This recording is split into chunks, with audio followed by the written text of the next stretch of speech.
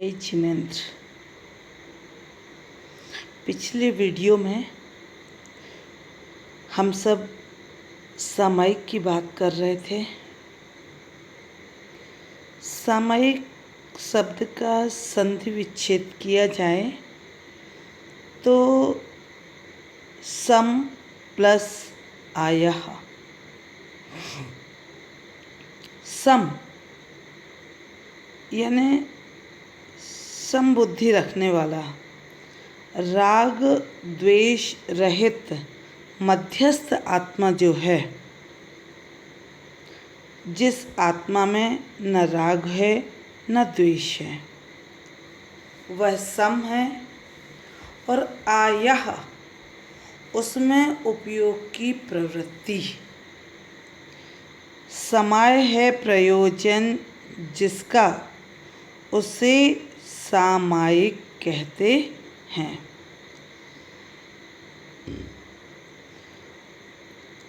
साधुओं के सामायिक चारित्र होता है और उसमें उनकी प्रवृत्ति राग और द्वेष से रहित होती है। सामायिक के काल में मर्यादा के बाहर व भीतर के क्षेत्र में कुछ काल के लिए समस्त पापों का त्याग, संपूर्ण द्रव्यों में राग द्वेष के त्याग पूर्वक आत्म भावना की प्राप्ति करना, ये सामायिक है।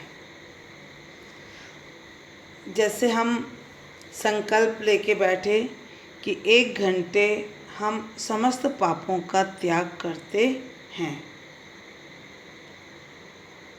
आचार्य भगवान ने कहा है कि जब जीव सामायिक करता है उतने समय के लिए उसके जीवन में महाव्रत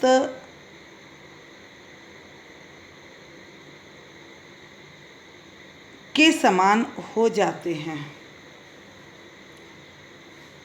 वस्त्र किसी ने उपसर्ग के रूप में डाल दिए हैं, लेकिन उतने समय के लिए वह समस्त पापों का त्याग कर देता है। तो ऐसी सामायिक हमारी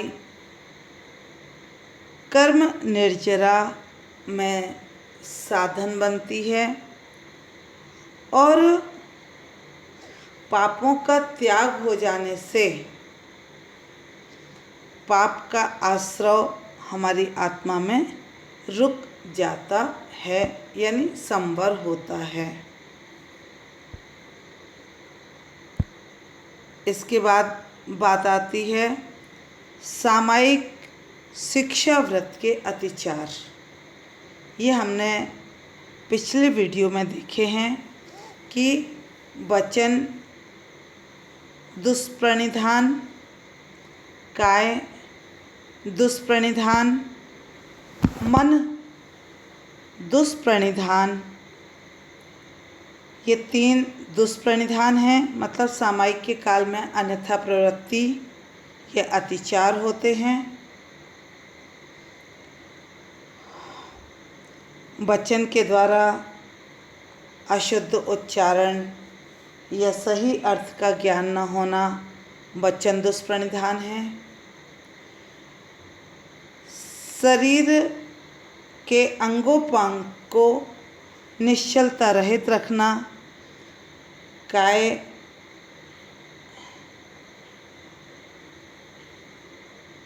दुष्प्रणिधान है। और अर्थ में मन नहीं लगाना ये मन दुष्प्रणिधान है। विस्मरण या इसको कहेंगे हम स्मृति अनुपस्थान, एकाग्रता जब नहीं होती है तो पाठ आदि भी भूल जाते हैं, यह भी एक अतिचार है। और अनादर, उत्साह रहित आवश्यक करना या सामायिक करना। कोई उत्साह नहीं है, अब नियम है सो करना है, वो नहीं। उत्साह होना चाहिए कि हम पूरे दिन पाप कार्यों में लगे रहते हैं, कम से कम पूरे दिन में 3 बार हम समस्त पापों का त्याग करके और सामायिक कर रहे हैं। ये अंदर से एक आदर भाव आना चाहिए, और यदि आदर भाव में कमी हो रही है, उत्साह नहीं आ रहा है, तो ये अनादर नाम का अतिचार है।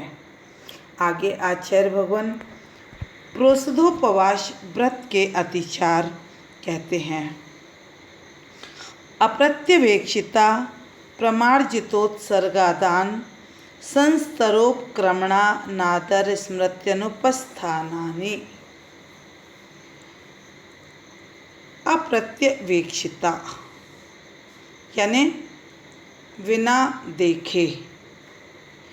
प्रत्यवेक्षित क्या कहलाता है?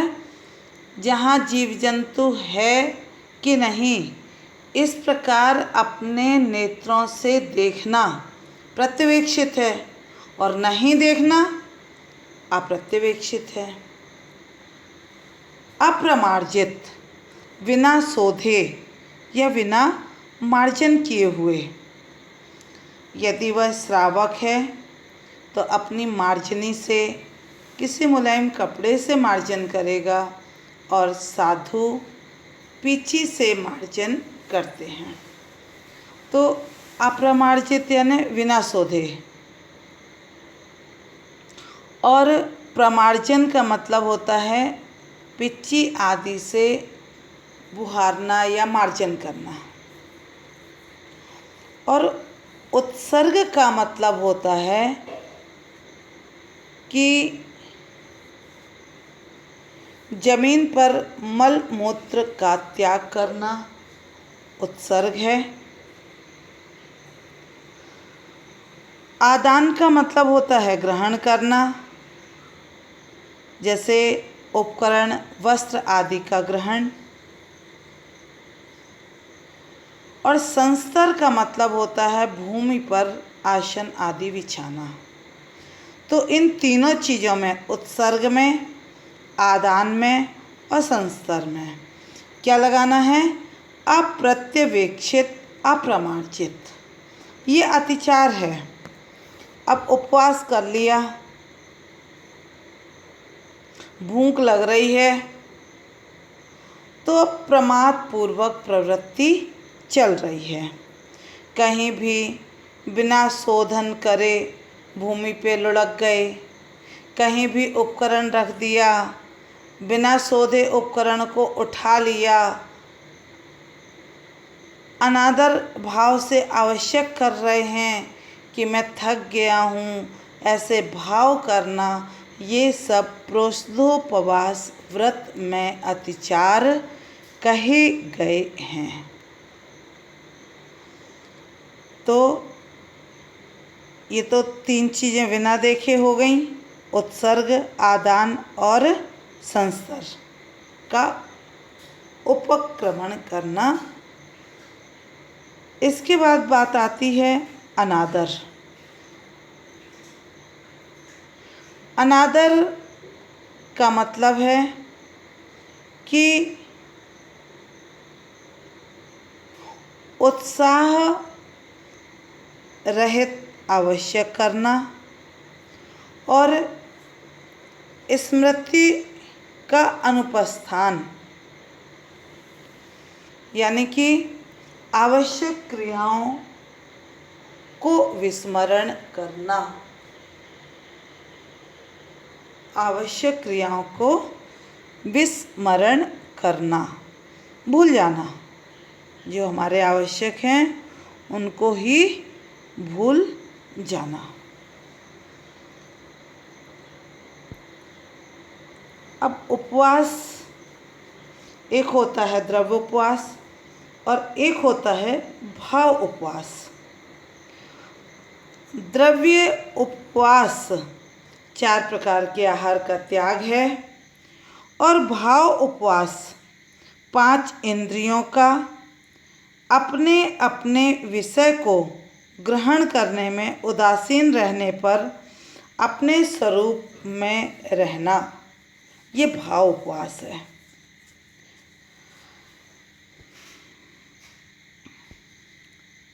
आहार 4 प्रकार के हैं। खाद्य, स्वाद्य, पेय और लेह। खाद्य यानी खाने वाली, स्वाद यानी स्वाद लेने वाली, पेय यानी पीने वाली और लेह यानी चाटने वाली। इन 4 प्रकार का आहार विषय कषाय के साथ उपवास के दिन किया जाता है। अब प्रश्न ये उठता है, जब खाने पीने को मिला है तो उपवास क्यों करना? क्या आवश्यकता है उपवास करने की? क्यों करना चाहिए उपवास? तो आचार्य भगवान कहते हैं कि इंद्रियों का दर्प घटाने के लिए इंद्रियां विषय की ओर न दौड़ें, इसके लिए उपवास करना चाहिए। विषय आरंभ से विरक्ति बढ़ाने के लिए,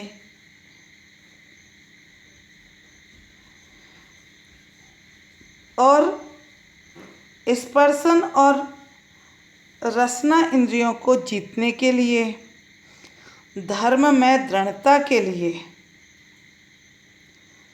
और उपसर्ग परिचय को सहन करने के लिए हमें बीच बीच में अष्टमी, चतुर्दशी आदि का उपवास करना चाहिए। जिस जीव का अभ्यास रहेगा उपवास करने का, उसको कभी बाई चांस यदि भोजन नहीं भी मिल पाया तो उसके अंदर अधिक आकुल व्याकुलता नहीं होगी।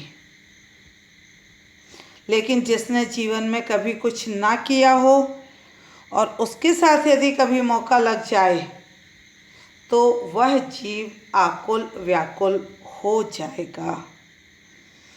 उपसर्ग और परिचय को सहन करने के लिए भी उपवास करना चाहिए। आगे आचार्य भगवान उपभोग परिभोग परिमाण व्रत के 5 अतिचार कहते हैं।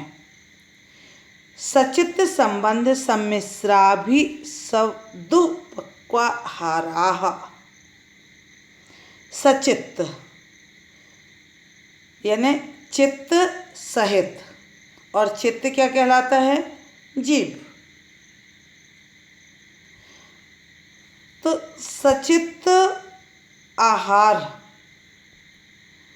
सचित्त आहार यानी चेतन सहित द्रव्य आहार को सचित्ताहार कहते हैं। सचित्त संबंधाहार मतलब सचित्त पदार्थों से स्पर्शित या ढके हुए पदार्थ का सेवन करना, ये कहलाता है सचित्त संबंध आहार। उससे संबंध हो गया है। स्वयं अपने आप में तो भोजन अचित्त है, लेकिन सचित्त पत्ते आदि से उसको ढक दिया है, वह सचित्त संबंध आहार हो गया। और सचित्त सम्मिश्र आहार, सचित्त से मिश्रित आहार यानी कच्चे पानी में पक्का गर्म पानी मिलाकर सेवन करना, या जैसे हमने बर्तन धोए और बर्तन कच्चे पानी से धो लिए, फिर उसमें गर्म पानी पी लिया, तो ये सचित्त से सम्मिश्र आहार हो गया। अभिसवाहार, अभिसव, अभिसव का मतलब होता है कि गरिष्ठ आहार। अभिसव यानी ब्रह्य, काम उत्पादक आहार जो इंद्रियों में मद उत्पन्न करने वाला है। ऐसा गरिष्ठ पदार्थ इंद्रियों के बल को वृद्धि कारक है। ऐसे आहार को ग्रहण करना अभिसवाहार है। और दुःपक्वाहार का मतलब है अधिक पका, कच्चा, आधा पका हुआ है और जला हुआ भोजन दुःपक्वाहार कहलाता है। इस प्रकार ये 5 उपभोग परिभोग परिमाण व्रत के अतिचार कहे गए हैं। आगे आचार्य भगवान अतिथि संविभाग व्रत के अतिचार कहते हैं। सचित्त निक्षेप, मतलब निक्षेप यानी होता है रखना। सचित्त में रख के आहार देना। अब बर्तन आदि नहीं मिले तो एक पत्ता लिया, उसके ऊपर आहार रख लिया और जाके महाराज को दे आए। क्योंकि अतिथि संविभाग व्रत के अतिचार हैं। हमारे यहाँ जो अतिथि आए हैं उनको संविभाग मतलब अपने भोजन में से ही उनको आहार कराना, संविभाग करना। तो ये सचित्त निक्षेप नाम का अतिचार हो गया। सचित्ता पिधान मतलब सचित्त से अब कटोरी में ढक्कन नहीं मिला ढकने के लिए, सो पत्ता आदि ढक के और दे आए आहार। तो ये सचित्ता पिधान नाम का अतिचार है।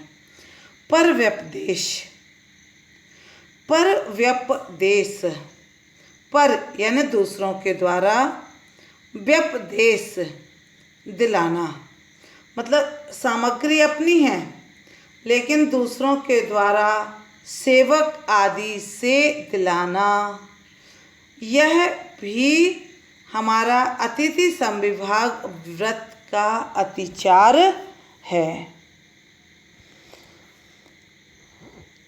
आचार्य भगवान कहते हैं कि दूसरे के चौके में जाकर के और अपना कब्जा बना लिया, वो बेचारा सामने चौके वाला देखता ही रह गया, आपने उसे आहार ही नहीं देने दिया, ये गलत है। आप यदि आहार कराने गए हैं तो आप शोधन करते जाएं और सभी से दिलाते जाएं। चौका वाला भी अपनी सामर्थ्य के अनुसार आहार देता है। तो हमें व्यवस्था बनानी चाहिए, किसी की व्यवस्था भंग नहीं करनी चाहिए। आगम के अनुसार तो दूसरे का द्रव्य नहीं दिया जा सकता है। और कुछ लोग तो व्यवस्था के नाम पर ही व्यवस्था बिगाड़ते हैं, इतना चिल्लाते हैं कि स्वयं ही अशांति फैला देते हैं। तो आचार्य भगवान कहते हैं कि किसी के चौके में यदि जाएं तो पहले उस घर के मालिक से पूछ लें कि भैया आपके चौके में आ जाएं, आपके द्वारा तैयार किया हुआ आहार क्या हम दे दें। और चौके वाले का भी कर्तव्य है कि यदि कोई साधर्मी आहार देने आया है तो उसे ससम्मान आहार देने दें। दान देना है तो अपनी कुछ ना कुछ सामग्री अवश्य लेकर जाएं। खाली हाथ आहार देने नहीं जाना चाहिए कि वहीं चौके से ग्रास उठाया और वहीं के वहीं रख दिया और आप कह रहे अरे हम तो आहार दे आए। नहीं भैया, आचार्य भगवान कह रहे हैं कि हे श्रावको, पात्र को दान, जिनेंद्र भगवान की पूजा और संतान की उत्पत्ति ये दूसरों से नहीं कराना पड़ता है, स्वयं ही किए जाते हैं ये कार्य। हाँ, यदि कोई विपरीतता है, कोई देने में असमर्थ है, हीनाधिक अंग वाला है, वह अपने द्रव्य से दूसरों के माध्यम से स्वयं अनुमोदना कर सकता है, लेकिन सामर्थ्य है तो स्वयं के द्रव्य से पूजन करो और स्वयं के द्रव्य का ही दान करो। ये दान, पूजा आदि जितने भी अनुष्ठान हैं, ये सब कर्म क्षय के लिए हैं, इसलिए शुभ भावों से दान देना चाहिए। और यदि हमने आदर भक्ति पूर्वक दान नहीं दिया, अन्य दाताओं से ईर्ष्या की, यही दे रहा है, मुझे तो देने ही नहीं दे रहा है, इस प्रकार के वचन बोले तो यह मात्सर्य नाम का अतिचार होता है।